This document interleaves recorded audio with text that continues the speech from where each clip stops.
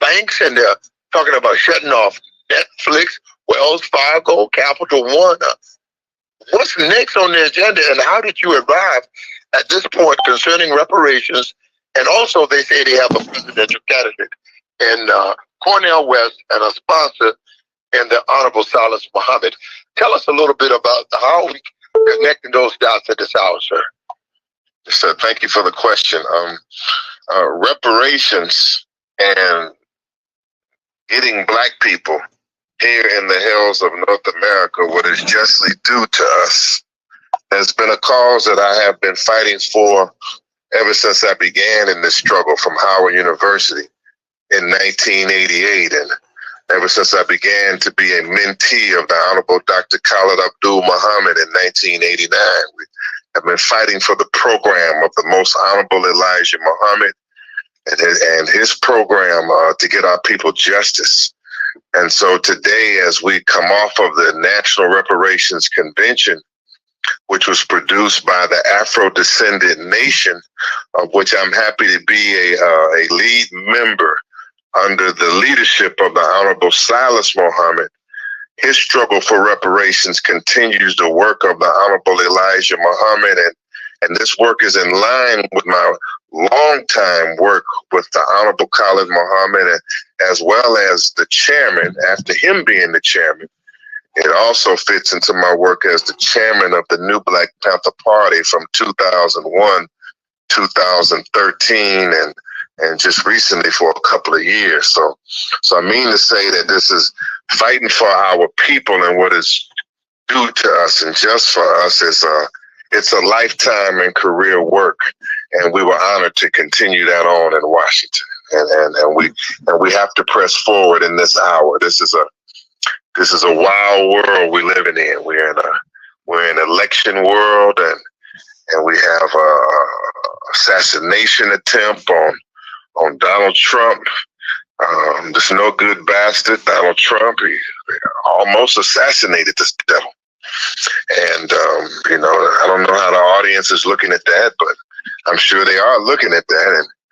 And then you got this wooden fool and tool named Joe Biden. I believe you have, as others have called him, Ho Biden. So he's an embarrassment, and this is all written in the teachings of the Honorable Elijah Muhammad, the fall of America, and it's written in the history of the fall of Rome and the fall of Babylon. It's written in the scriptures, and so it's an exciting time. And I think what we want to talk about here, and what I'm concerned about is, and what I'm concerned with people, and with all of this madness going on, what is the position for who we call God's chosen people? What is the position of the followers of the Honorable Elijah Muhammad, his descendants in this hour? What is the position of the descendants of Dr. Khalid Abdul Muhammad? What is their position in this hour? What is the positions of the disciples of the Honorable Marcus Mosiah Garvey, the disciples of the Honorable Noble Drew Ali, the disciples of Huey P. Newton, of our great Black leaders? What is our position in this hour? And so these are critical and crucial questions. Is Black nationalism alive, or is it dead? Is Pan-Africanism alive, or is it dead? Is Black Pantherism and self-defense, is it alive, or is it dead? Is the teachings of the Honorable Elijah Muhammad alive or dead? Or are we faced with only the choice of being a monkey for one of these two hunkies, Joe or Ho Biden, or Donald goddamn Trump? Good evening. I'll just say this, that there were some narrow choices there, and I'm just so happy that you were able to give us an update and some insightfulness on how to meet the challenge at this hour. So now we have heard, I mean, we're not a specialist, not the brightest crowns in the box, but this thing about the fake news, can this assassination attempt potentially be fake news? A young 20-year-old, a guy named James Cook, with a assault weapon, or AR-15 or AK style street sweeping weapon. And you and I know, Dr. Shabazz, being around these weapons, that if a projectile from that weapon was engaged within just a few inches of your ear, would take the side of your face and would be squashed down. There'd be lots of blood.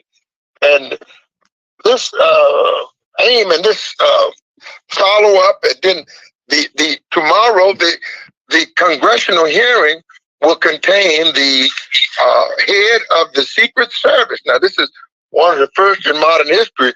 He is this guy, the orange toupee guy, some call him, was involved in the insurrection and took nearly 20 some odd police departments and punked them. And it was idea that the Secret Service, FBI, some of them were in collusion to bring some of this about. And today, this challenge brings it to the floor of the Congress that they will question him, the head of the Secret Service, as towards derelict of duty, neglect of duty of some sort, that an ex-president will be assaulted from a rooftop, which you and I know, Dr. Shabazz, that security will cover down on the ground and have those rooftops a certain way. When they know that candidate is in that area, then all the rooftops are covered.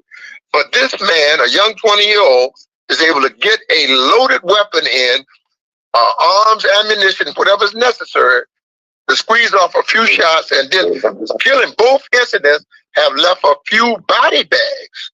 So what say ye, Dr. Attorney Malik Zulu Shabazz? These real news developments, or is it just some fake news, cliches, etc.? What say ye, Dr. Shabazz? Yes, sir. It's a great question, and it's not fake news. This is real news that you can be faked out by if you don't have supreme knowledge, wisdom, and understanding. It's real news. And them shots that were fired at Donald Trump, they were real shots. Now, let us be clear. No ex-slave who has been under white oppression or gives a damn if his slave master is assassinated. No ex-slave in the hills of America gives his damn if there is an attempt to assassinate his slave master. So the many black people, or some black people, they were jumping up, hollering and screaming for joy when they heard that Donald Trump had almost been assassinated. This is what I'm hearing. It's not me saying it, this is what I'm hearing. Talking about people in my family. They was only upset because he actually wasn't assassinated.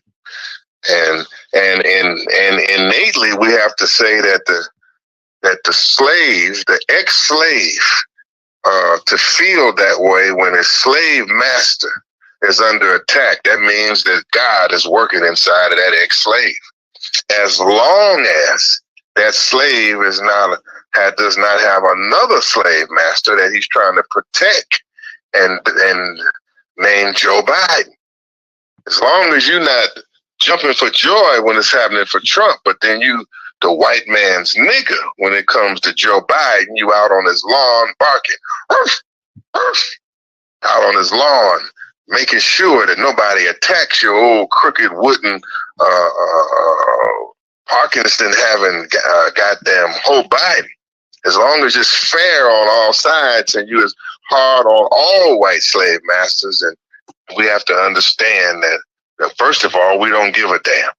But as we look deeper, we have to always look at an assassination attempt on leadership, because assassination on leadership has also affected black leadership. So every assassination attempt is a lesson, because we can the messages that we send and what is said and the politics of America can lead to assassination, and almost led to the assassination of Donald Trump, and have in the past led to the assassination of John the Fox Kennedy, and Malcolm X, Dr. Martin Luther King, Robert Kennedy, and in another sense, Huey Newton, and many others. As we look straight into the case, this case, we would have to say that it reeks of obvious negligence. It reeks of obvious gross negligence, because from a defensive point, and we all are military men, or many military and tactical men on this line, that the high point, or the building where the shooter shot at Donald Trump, that building was uncovered. And the question would be, why would that building be uncovered by supposedly the most elite and professional security team in the history of the planet, the Secret Service? Why would that young man be able to gain a line of sight on that roof and to be able to take that shot and almost make that shot? It was, and why was it uncovered? Was it intentionally left uncovered? Did they have some kind of tip-off or know that he would be climbing that roof, and they conveniently didn't cover that? As in other assassination attempts, conveniently, the points were James Earl Ray or other points, Sirhan, who moved in on Robert Kennedy.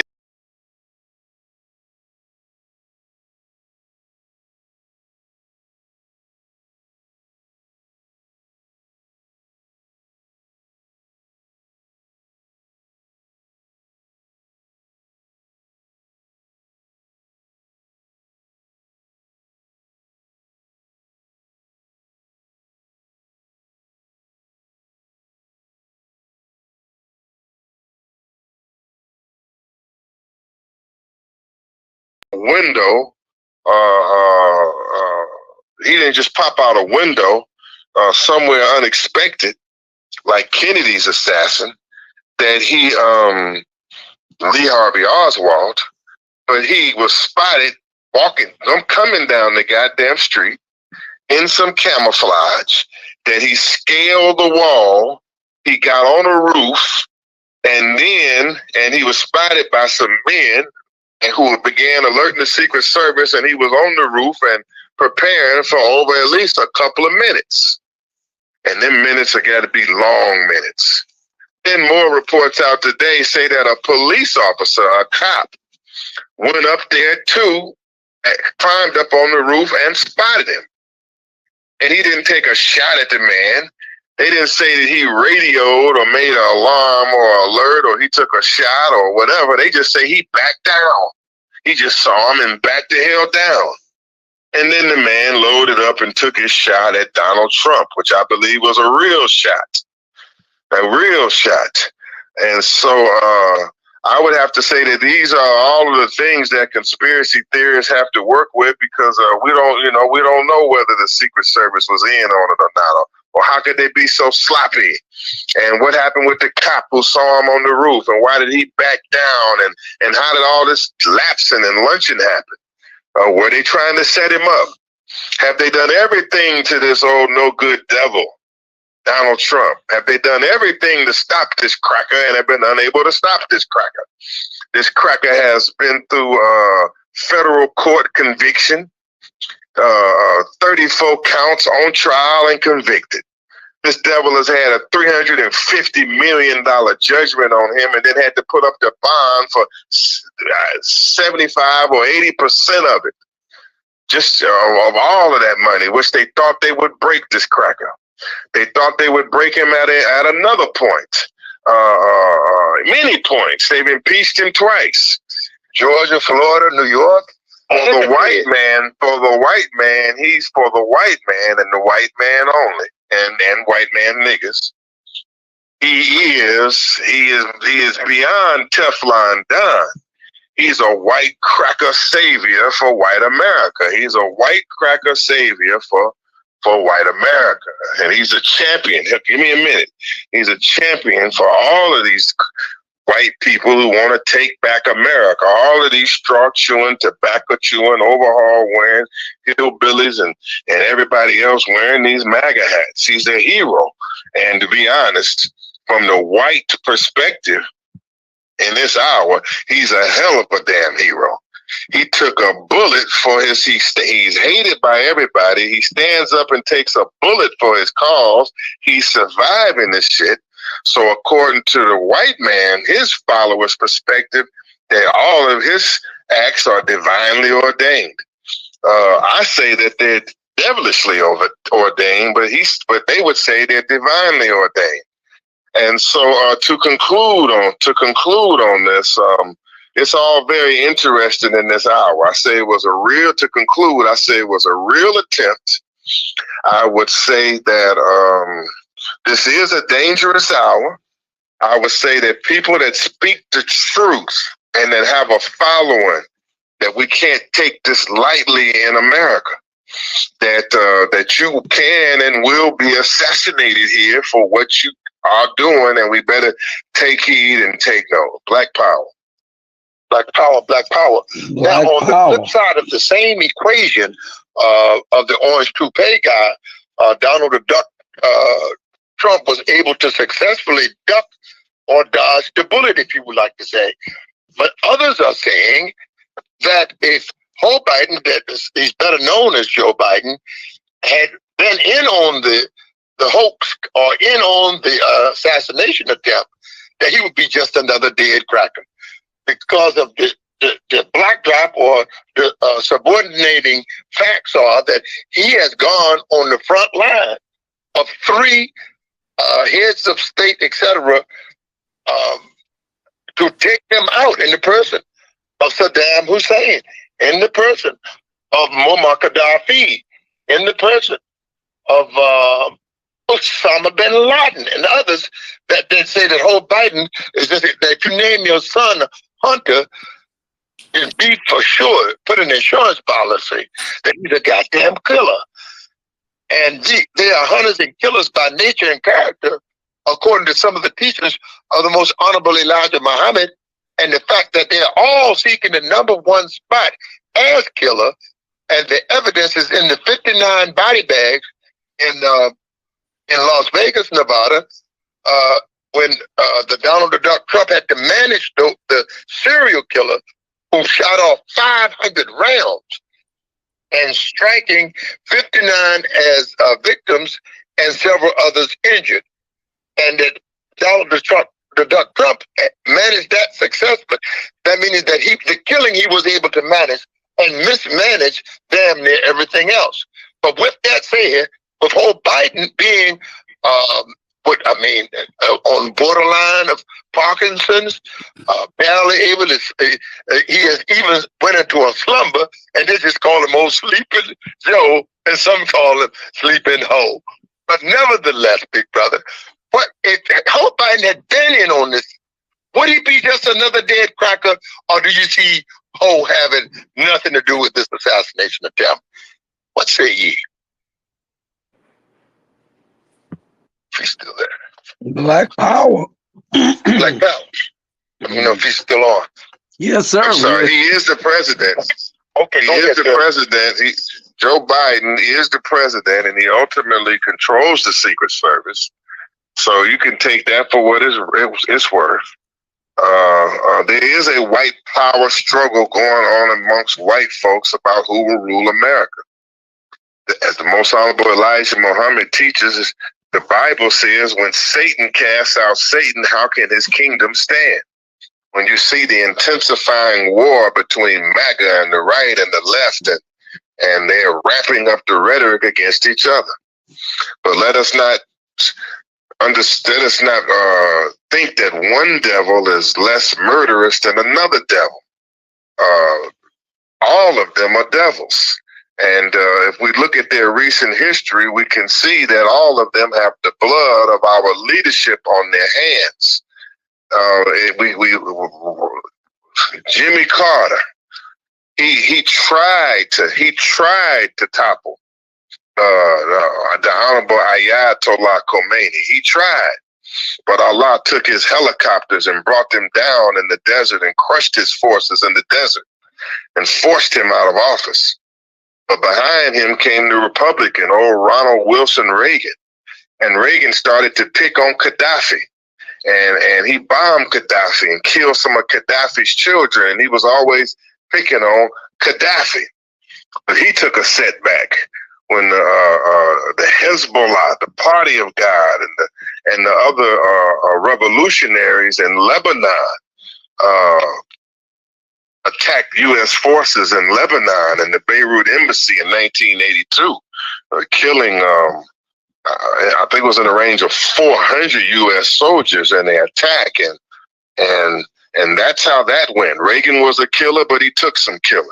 Jimmy Carter wanted, though, bucktooth Jimmy Carter wanted to be a killer, but he took some hits.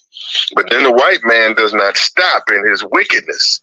So George Bush came behind Ronald Reagan, and what did he do? He attacked Saddam Hussein. He lined up all his forces, and they attacked a colonial carve-out, a British colonial carve-out in Kuwait that Saddam Hussein had invaded, where they set all that up and used it as a pretext to attack Saddam Hussein after attacking both sides in the Iran-Iraq war, pitting Shia against Sunni. And Bush attacked Saddam Hussein, but he didn't finish off Saddam Hussein.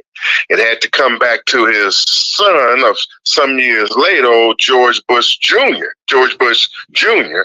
who ultimately assassinated Saddam Hussein. He's a Republican. Well, he made up some lies, maybe have collaborated in 9/11, and then they attacked Afghanistan, attacked Saddam Hussein, and they ended up having Saddam Hussein drug off somewhere in the goddamn desert.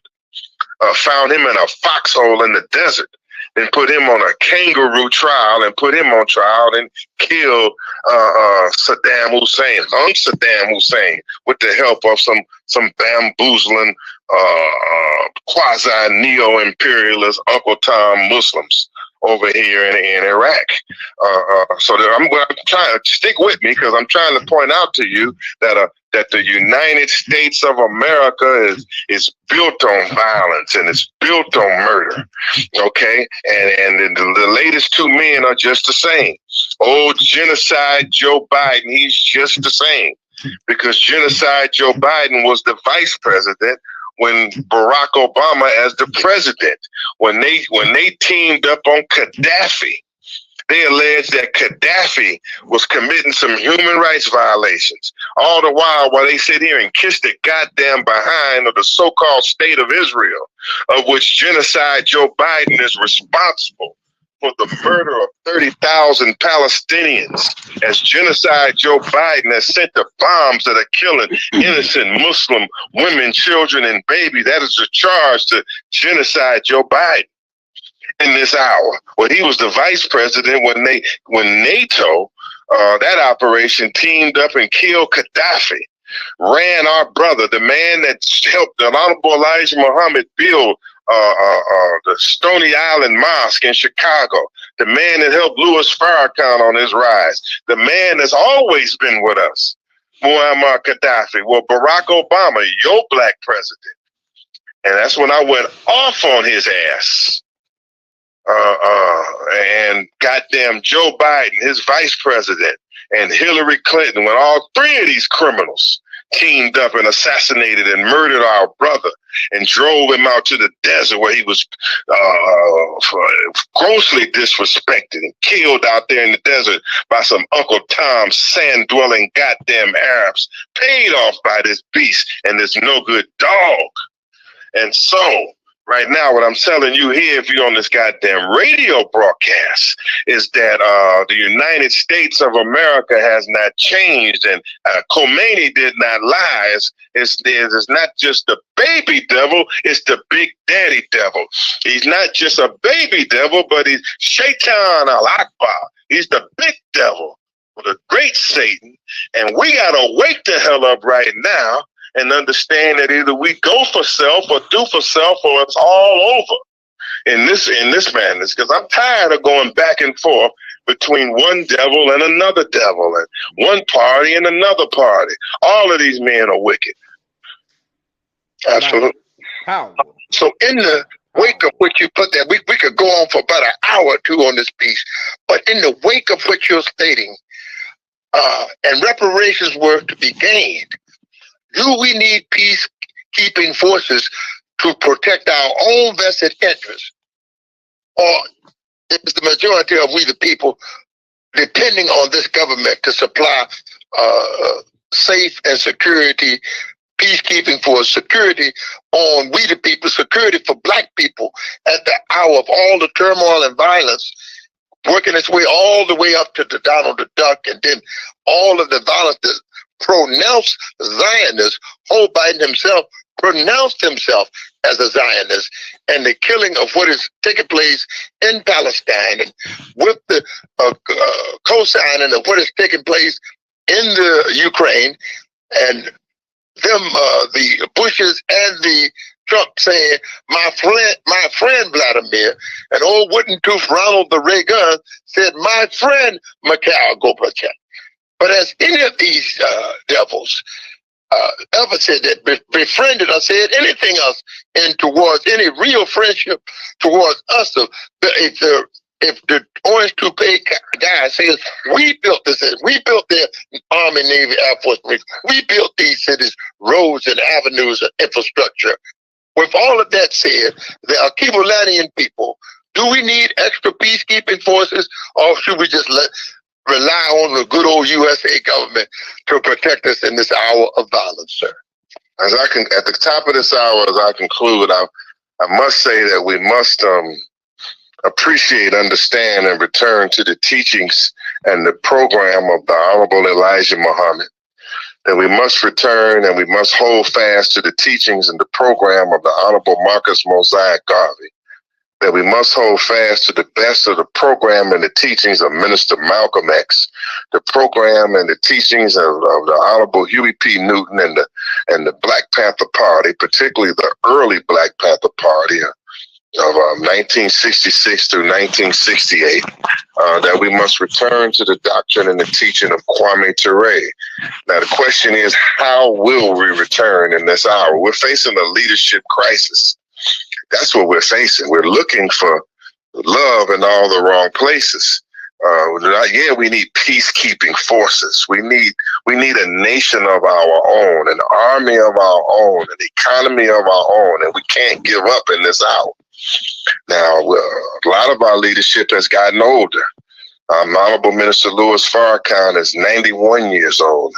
Many of our great elders that we came up with in the 1990s and 80s, even 90s, and certainly 2000s, they've gotten older as time moves on. So my final message here is that we must respect the leadership we have in our midst. We must band together and unite. Now, I would be remiss if I would come on this radio show. It's a radio show that I founded. And as the longtime chairman of the New Black Panther Party, I would be remiss that I would have to, if I didn't come on this show and point out the fact that I would have been disappointed and hurt by some of the things that have been said about me and about my legacy of fight for our people on this radio show. And I say that to say that I'm on this radio show tonight, despite some of the things that have been said about me and in reference to me. I'm on this radio show, I think, as a testimony to the love of my people, that I love my people enough to get over some of the things that have occurred here, and to let our people know. The reason why I'm here tonight is that I love our people so much. And I love our Black nationalist movement so much. And I love the New Black Panther Party so much that I want to say that I'm praying to God that you understand me better now. I'm praying that y'all understand me, or that you misunderstand me. I'm talking to the host and anybody in this audience. I'm praying that for the sake of the liberation of our people, that y'all have misunderstood me, and that we're ready to do better. Because I need to tell you that our people are facing a serious leadership vacuum. We don't have but a few leaders and names and soldiers that are out here that are willing to fight for our people, and that we cannot afford to tear each other apart. Matter of fact, not only can we not afford to tear each other apart, we have to be finding a way to patch up and heal up and stitch up the wounds between us quick, fast, in a hurry, like an emergency operation, because this situation is going downhill quick, fast, in a hurry. So my urging here is for the healing of the wounds and the sincerity of the healing of the wounds in the Black nation, the wounds that have caused the new Black Panther Party to go in a million different directions, the wounds that have caused the Black self-defense movement to turn against each other, the wounds that have caused a Black nationalist to threaten the life of another Black nationalist or to be the enemy of another man under the red, black, and green. This is your brother. To those in the audience and the host, this is your brother calling out to you, a man that have been on this line for 35 years and have given my life for this. But I'm telling you that this is a perilous time. This is a critical time. And I'm urging you all to stitch it up and to patch it up and to be sincere and unite in this hour.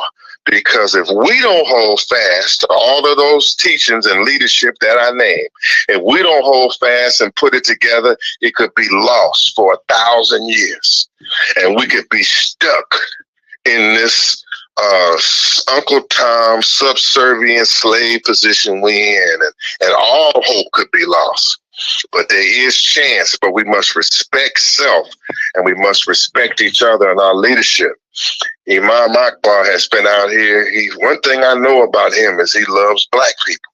He's out here fighting and traveling and organizing and lecturing and teaching and doing what he can for our Black people. I've known Imam Akbar for years and years. Now, some stuff he's done up on here have hurt me and have people asking me, well, why are you dealing with Brother Akbar? And I'm sure that whatever from Brother Akbar's side or whatever it is, some people have saying to him, well, why are you dealing with him? Well, I urge you to check the temperature in my voice tonight.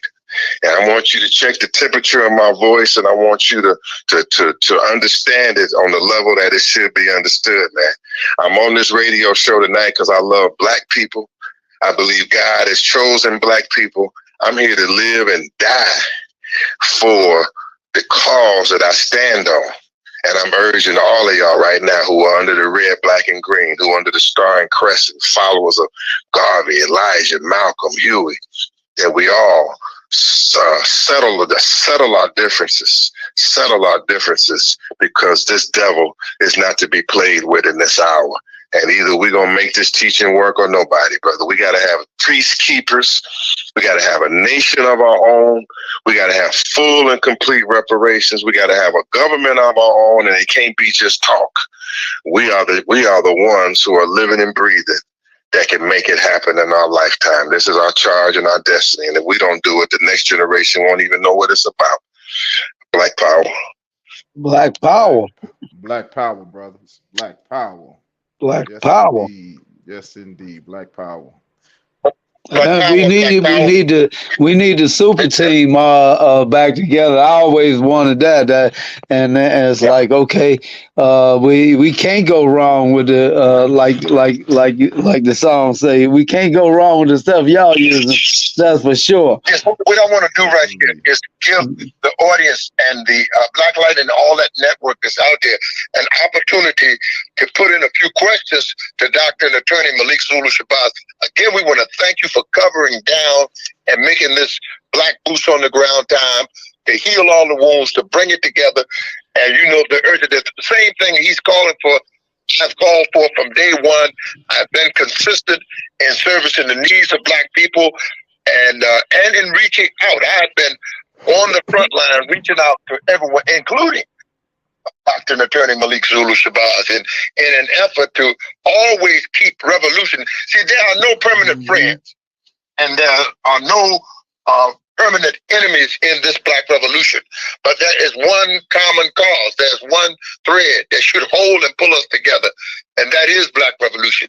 And that is the spirit of the ancestor, especially putting emphasis on the Honorable Dr. Khalid Abdul Muhammad, and on Huey P. Newton, and on Malcolm X, and Martin, and all that call for some form of revolution.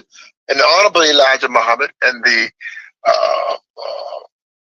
spirit of Noble Drew Ali, and His Excellency Haile Selassie, and His Excellency Marcus Messiah Garvey, in the spirit of all of those that meant us some good or any good and stood for good, fought, lived, and died for the good, that we may live in this hour, not survive, but to live on this planet and to live a decent life.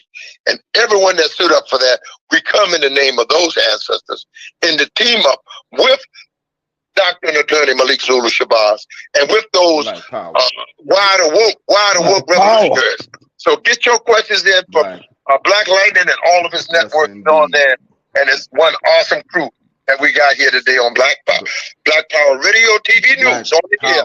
And we have the most informative radio talk TV news show anywhere on the internet, your smartphone, dumb phone, Android, Paranoid, Facebook with no look. And even if you got Instagram with no ham, we give it to you tonight with Black Lightning and Dr. Attorney Malik Zulu Shabazz and Black Power. Black Power, brothers. Black Power, brother. This is K. DeWalt, Black Power, new Black Panther from North Carolina. I just want to interject myself. I became a soldier for 2 reasons, and that's freedom or death. I want to say that again: freedom or death. Freedom or death. That's exactly why we must unite. Freedom or death. First, I want to shout out to all the fallen ancestors, and sometimes we must pick up that torch of our ancestors and move that goalpost closer to liberation. This ain't no game to me. I trust and believe that our situation come during the time when we as a people must reevaluate ourselves and trust in the Lord like the real children of Israel. I said the real children of Israel, the real children of Israel. We all we got, and we can't take that lightly. I love Black people. We must cultivate that love amongst each other because love is the highest degree of knowledge. Black love and unity is what I promote 24/7. It will never change. It's a new day for the Black man, woman, and child, and it's nation time and landing my plane in our own nation because separation is the only solution, especially extracting ourselves from the servitude of a dog of a nation. And we must put boots on the ground. We must put boots on the ground because we know what we fighting. We know what we're against.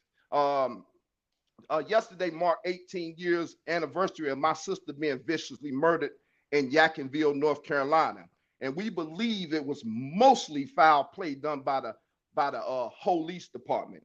And we must take action on defending ourselves and coming together and uniting. I'm right down here in the parking lot, bro. You're in the matrix. You're in the matrix, and on unity, Black Power. Oh boy, Black Power. I lost that connection, but we still on here. Let's see. New World Warrior, he's waiting. And let me see if I can get Dr. Malik back. Damn, I call Umar.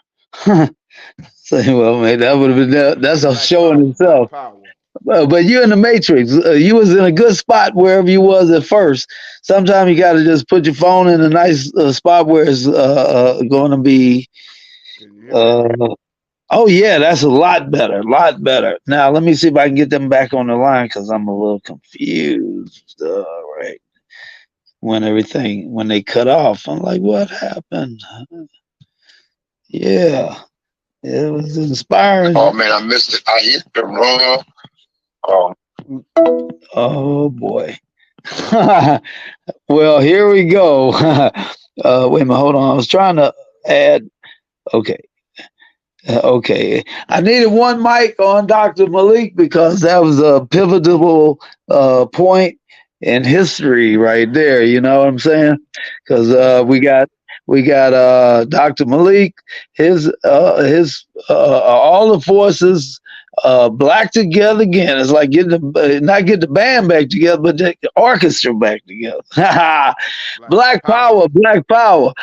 Right back. I say not getting the band back together, but we getting the orchestra back together. You know what I mean? Because then you get orchestra, you're gonna have the band leader, and you're gonna have somebody that know how to book the shows, and say, okay, we need the lighting man and all of that, and then the whole production. That's Dr. Malik Zulu Shabazz. I'll follow both of these gentlemen in the war plenty of times, and never mind, you know. Do it again. Go and do it again. I think we're all black. We're all black in order. Are we back again? Okay. We're black, sir. Okay. Let me say this to my brother who called. I don't know what his name was, but I love his spirit. Brother Cajun Wall, he's one of our lead soldiers. Black Werewolf. The Black Werewolf out of North Carolina, and all the troops there in North Carolina want to greet them in that region of South Carolina, North Carolina, all the way to Atlanta. And it's a strong group, and we love them. Black power to everybody. We love our Dr. Atty. Malik Zulu Shabazz as well. Black power. Black power to every brother Werewolf and everybody on this line tonight. And we wish everybody well. You know, I can't go any further without acknowledging many soldiers that have given their lives and their freedom for our struggle, and they've been locked behind bars. And so we want to acknowledge all of the comrades from the Black Liberation Army. We want to acknowledge all of those currently incarcerated who passed from the Black Panther Party. We want to acknowledge all of those that are locked down from the New World of Islam. That's what I said, out of Newark, New Jersey, New World of Islam, and all of those brothers who rose up, and many were incarcerated after performing the revolutionary deeds they performed on the East Coast, and goddamn it, all the way to the zebra killers on the West Coast. And what I'm trying to say is, in all humility, there are some brothers and sisters and real modern day Nat Turners that have rose up for us, and they have given their lives, and they spent their lives behind bars because they rose up, and when police officers attacked them, they killed police officers. And when they needed some money for the revolution, they went out there and they expropriated that money from banks and armored cars, and George Jackson, all praise is due to Allah, Jonathan Jackson. And so we got to be humble, man. We're free. You know, at least those that listen, we free. We ain't locked up, and we owe a debt. Up in here owing a debt in this hour to make good for Sekou Odinga, to make good for Mumia Abu-Jamal, to make good for Russell Schultz, to make good for everybody that has gone on, Herman Ferguson. We make good for everybody that is Chokwe Lumumba, those in and out, man. We got to make good on it. Otherwise, I don't want to be on the planet. There's no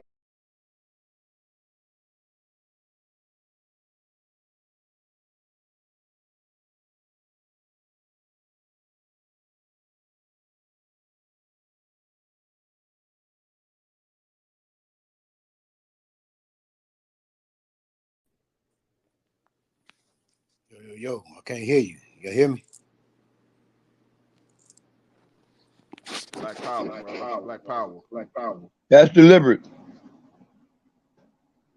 Sabotage.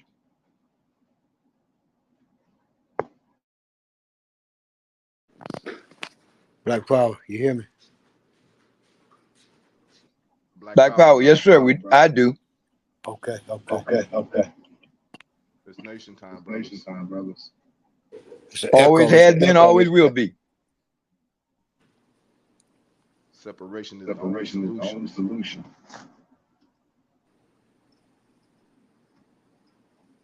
Ashe. You got that right.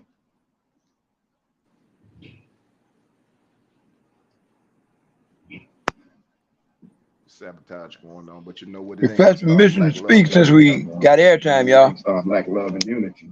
Yes, sir. That's right. Black love and unity. This is New World. Request permission to speak, may I? Yes, sir. Black power, brother. Shay. Yeah. Yes, sir. Black power, brother. Yes, sir. May I? Black power. Speak. Speak. Yes, sir. I respect that one mic rule, baby. Anyway, this is New World, and I agree with all that Brother Malik Zulu, Chairman Malik Zulu Shabazz had to say, because the brother's on point. We must be also, we all we got. Relative to that situation with that cracker getting shot, I really give less than a damn.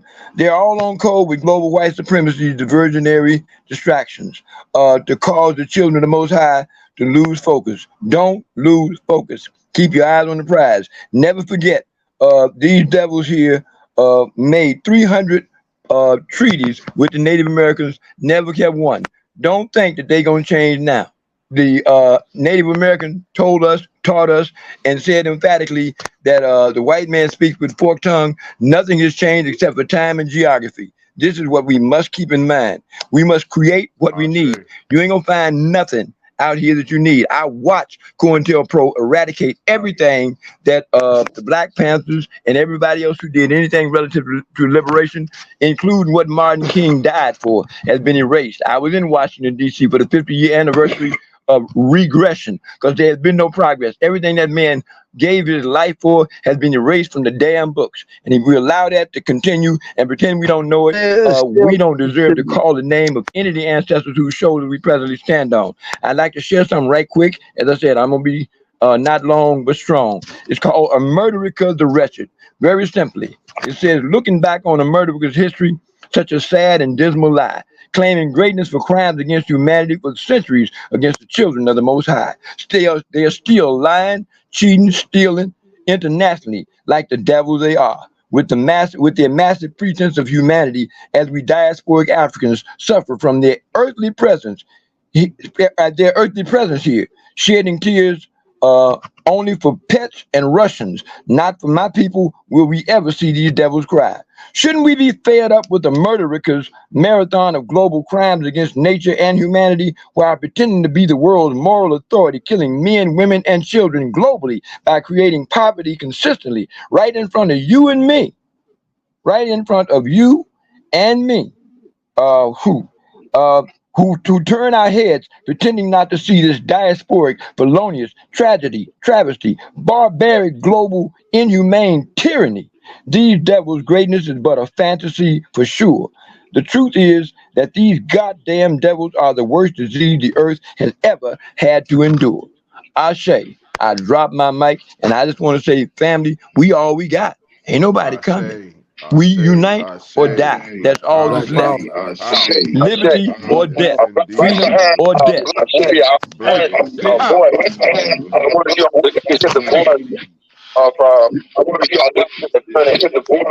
About coming right behind that warrior and breaking with all tradition right here on Black Power Radio, and bringing the man that established this tradition. Okay, mute up. Greatly responsible for bringing me in a broad and universal, vast listening and participating audience, but yet again with the founder of Black Power Radio TV News, our honorable brother and Dr. Attorney Malik Shabazz. Okay, I want to close out here in a minute. I'm happy to be on here, and again, one of my final messages here is of course from Stokely and Kwame that we have to organize. We're organized. That's true. That organization is going to alleviate our pain, but there's something that maybe he missed that we've learned over time. And we have to organize, but there are some things that we must recognize as we organize. First of all, organization is the key. We need a Black army. Yes, we need Black self-defense groups like never before out here, but they have to be organized. We need strong Black nationalist organizations that believe in all Black, support Black, do for Black, defend Black. we need them, and we need them to be organized like never before. But in order for us really to be organized and have the organizing to be effective enough to get us where we got to go and to deal with the oncoming wave of white supremacy and white racism, even white violence that have come out against us. Make no mistake about it, if Donald Trump had been assassinated yesterday, some white folks was going to be out killing black people all over America. Now, that what you saw in Buffalo, if he would have been killed yesterday, white folks was going to open up on us at random all over America. And there are many reports coming in. We were nowhere near ready for that. We ain't even ready for this. But I'm here to tell you that the organizing against gentrification, the organizing against police brutality, the organizing for black business, the organizing that will train and raise up black youth and train and stand up black men and stop them from twitching and switching and all of that. That organizing must come from a base of true love between the brothers and sisters who are in this movement, and specifically the ones that are leading it. In order for the masses to be organized, and it has to come from this generation of leadership. All of you out there who say you, whatever you say you are, chairman, captain, lieutenant, activist, organizers, the true love for our people and true love and respect for each other is going to bring about the kind of organizing that will stick and not keep falling up and falling down. So I'm encouraging stronger love between the brotherhood, genuine love between the brotherhood and the sisterhood, the kind of love, brotherhood, and sisterhood that was in the Nation of Islam. Between each other on the Honorable Elijah Muhammad and other organizations at different times, many times in the New Black Panther Party. We got to have that true love and care for each other, and all of us out there, we have to destroy the enemies of, we have to destroy the enemies called jealousy, envy, competition. Who's number one? I mean, we have to make a pledge to destroy all that, because that's taking our joy away. And many times in these years, if we've made a struggle inside of the struggle, and we've taken the joy out of the struggle because we've taken the love out of the struggle. Okay, so yes, in order to increase and get what we got, in order to get to organizing where we got to go to attack the issues, I'm advocating for stronger love amongst the brothers and sisters, true joy to see and want for another brother or sister what you want for yourself, true compassion and selflessness for our people. Be willing to give of ourselves for our people, and everywhere you see a black man or a black woman, know that that's somebody we're reaching for. We're not better than them at all. We're here to serve. And so and we must spread the light. We must teach. That's one thing that Brother Akbar is dedicated to doing here on this radio. And that's one thing that some of the black movement, stronger parts of it, forsook to their own detriment. They, because parts of this movement became armed, they believed that arms was the end all of everything, and they didn't have to have knowledge and light with the arms. And so many in the movement became cocky because they became armed, yet the movement did not grow because the light of the wisdom that has come to us from above have been discarded in the favor of the theory that being armed was the ultimate form of action. Until we find out that self-defense in arms is absolutely necessary, but it's not the absolute ultimate remedy because the cracker has more arms. And however many AK-47s we got, he's got however many mortars or artillery pieces or helicopters. And so what I'm trying to say is let's return to balance. And let's return to also knowledge, wisdom, and understanding, and study, and knowing what the hell we're doing so that the love and the unity that I'm talking about, it will come about also as from a basis of light and a basis of knowledge, you know? And so nobody in this movement can be arrogant enough to think that they're going to be, for example, a Black Panther and refuse to read and know the history of Huey P. Newton or have read the Black Panther books. And nobody can be in this movement and think they know about serving Black when you haven't studied nothing about Black. And you haven't mastered the teachings of the elders who have been given to us by Divine Almighty.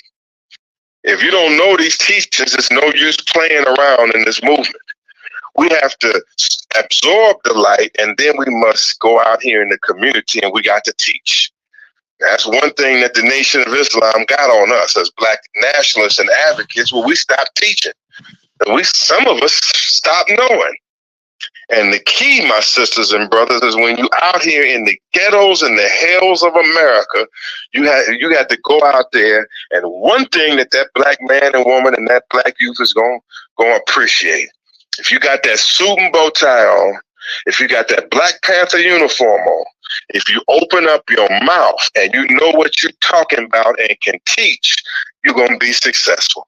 So as I conclude, I'm advocating for return to the teaching, stronger love, compassion for each other, kindness to our brothers and sisters, the absence of jealousy, competition, and title seeking. Let's wipe all that out.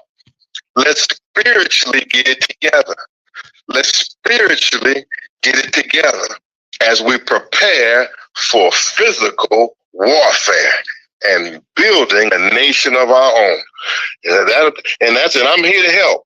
Whatever role God give me at this stage in my career, I'm here to help.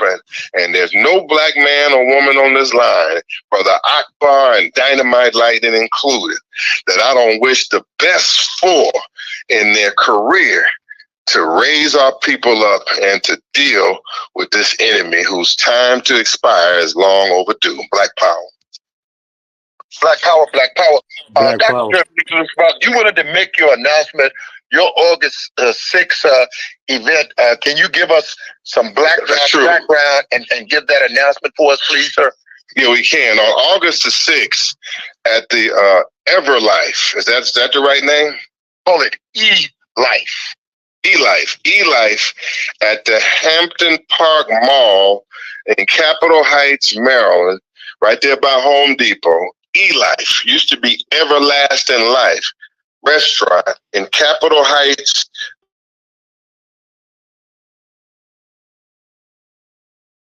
August 6th, Tuesday. It's Tuesday, August 6th. In the District, Maryland, and Virginia, we're having Black Unity Night. There's a Black Unity Night rally on August the 6th, and all of the leadership in this area and all of the strong revolutionaries, activists, business owners, youth trainers, reparations activists, everybody's going to be out. I'm going to be a keynote speaker. Malik Shabazz. Imam Akbar is going to be one of the strong speakers. He's one of the hosts.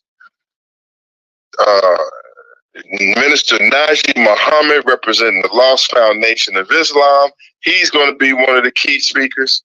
Brother Single Bae, representing the Garvey movement, is going to be speaking. There's also Brother General Tashaka of the Street Law Soldiers is coming through. Sister Empress, the great reparations activist and activist from the I believe, if I'm correct, from the Moorish community, Sister Empress, and many other sisters from INFAC, representing Grandmaster Jay, are going to be there. Bottom line to it, at E-Life on August 6th in the District, Maryland, and Virginia, we coming together. We coming together and pooling our forces together, and we come to teach. And we come to let you know that in the district, Maryland, Virginia, that we are planning on setting an example to the rest of the Black nation of what self-determination and Black power is all about. We are striving to create something new and to raise your hope. So you come on out August 6th, 6 p.m. and we will be strong. And as I conclude, not only that night, just other nights, you'll hear there's a lot that's going to be going on our end, and our arms are open. There's action going on in Mississippi.